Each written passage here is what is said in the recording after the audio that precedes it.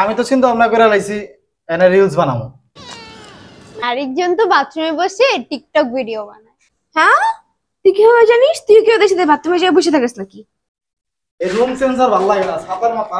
বলে 2 দিন পর পর রুম চেঞ্জ করেন।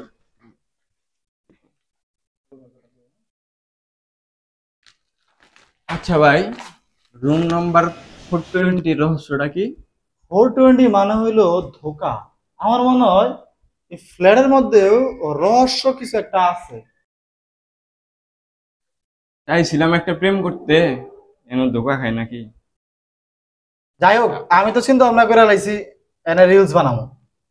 যদি ভূত থাকে তাহলে নাম দেবো গোস্ট চ্যালেঞ্জেস। চল, আল্লাহ বর্ষা।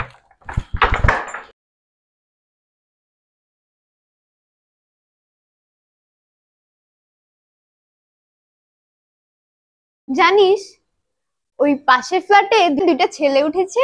ইস, আমি তো তোর সাথেই ছিলাম, তুই আগে আমার দেখোস নাই। আর তুই জানিস ওইখানে একটা ছেলে ছাদে যেয়ে কবিতা লেখে আর নিজেই নিজেকে প্রেমিক মনে করে।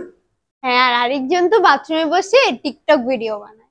হ্যাঁ, তুই কিভাবে জানিস? তুই কি ওদের সাথে বাথরুমে যেয়ে বসে থাকিস নাকি? ডাল মে কুছ কালা হ্যায়। আরে না থাক, আমি পাশ দিয়ে যাচ্ছিলাম, শুনতে পেলাম বাথরুমে থেকে কিসে যেন গানের আওয়াজ আসছে। কান পেতে শুনেই বুঝতে পারলাম যে ও বাথরুমের মধ্যে বসে আরামে টিকটক ভিডিও বানাচ্ছে। চল দুজনে মিলে কিছু একটা ব্যবস্থা করি, দুজনকে একটু সাইজ করে দিই। হ্যাঁ, ঠিক আছে। চল।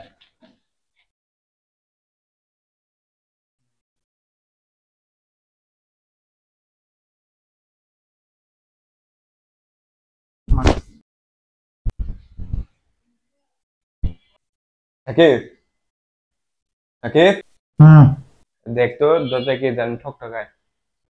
ভূত নাকি? তাহলে লাইভ শুরু করে দে।